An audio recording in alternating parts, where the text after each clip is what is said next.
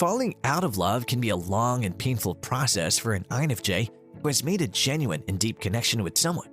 It'll take the INFJ a long time to let go of a romance that has touched their soul. Many years after their separation, they may pine and remember that person.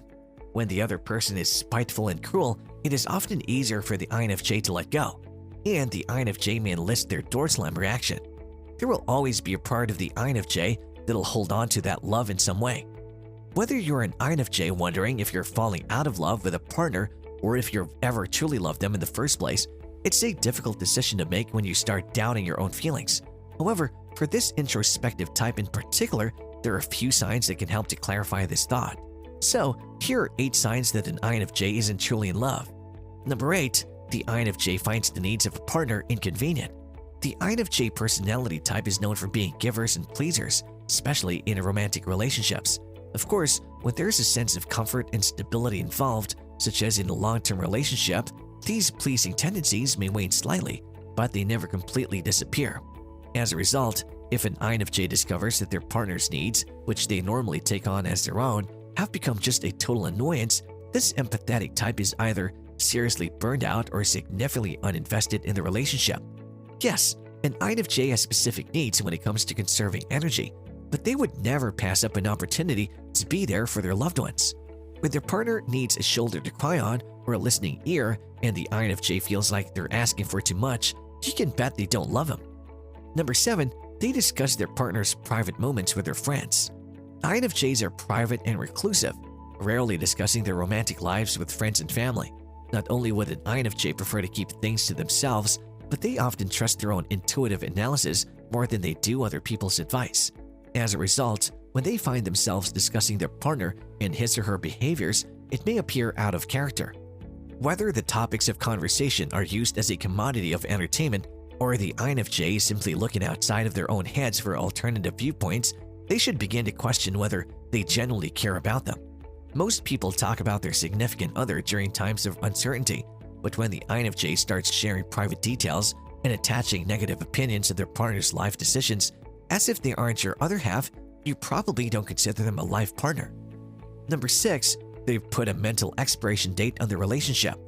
INFJs are naturally forward-thinking individuals. They have a deeply imaginative and intuitive process that allows them to gain some accurate insight into possible future scenarios, such as whether or not a relationship will work in the long run.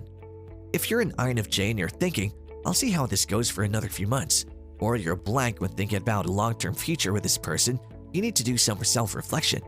If the INFJ can't figure out what it's about their partner that doesn't work for them, they may resort to looking for a flaw in their personality as a breaking point where they can finally decide that this isn't what they want anymore.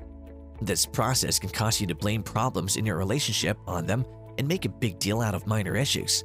Although it may appear harsh and uncalled for, it's simply the INFJ's intuition trying to rationalize the deep feeling that they're not emotionally interested in them in the first place. So, if you find yourself planning your future without them, you can be sure that you're not as interested in this person as you once thought. Number 5. They try not to bring their partner home to their parents.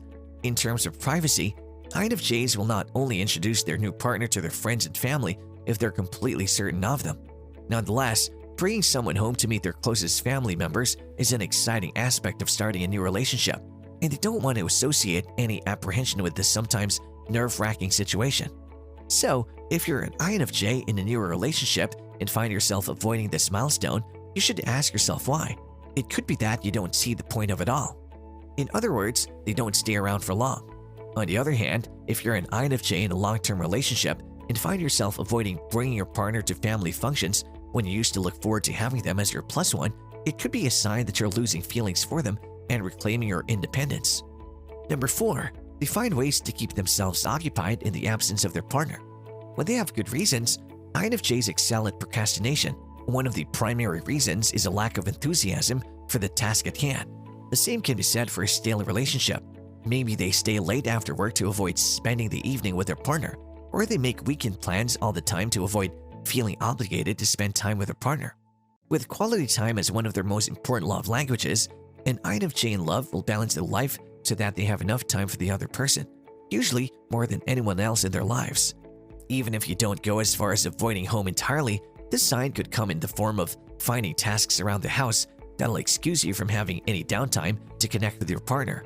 If you're an INFJ and you're bored with the things you used to do with your partner, it's time to think again. Number 3, they're fine with their partner moving on.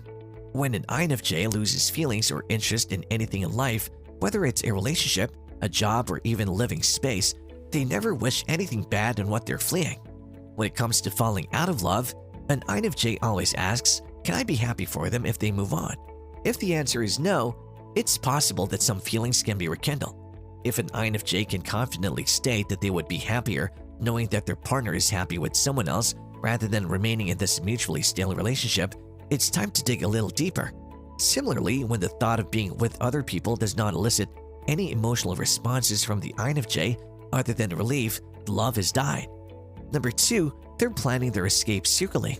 With a mental expiration date in mind, the introverted intuition of the INFJ will automatically start thinking of ways to break free. While they may convince themselves that these ideas are just a backup plan, in reality, they're a sure sign that they no longer want to be with that person. Perhaps they're secretly looking for new potential partners or figuring out how to tell their partner they want to leave without hurting them. It's as if the INFJ starts to visualize the scenario in their head in order to find comfort in the thought rather than fear of guilt. They begin by answering questions such as, where will I move? How will I re-enter the dating scene?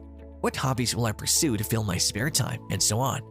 These are signs that they're ready to move on, and this person should not be kept waiting in the hopes that the INFJ will change their mind.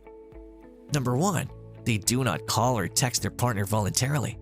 To begin, INFJs are not the clingy type in most relationships because their need for individuality is at the heart of their happiness.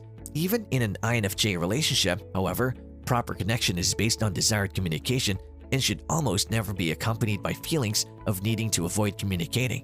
When the INFJ falls in love, they generally want to know how their partner is feeling because their partner's happiness is directly proportional to their own. So, if you're an INFJ and you're starting to notice that you're rarely the one initiating the first text or phone call, or you're experiencing anxiety when replying or picking up the phone, it's safe to say you don't love them.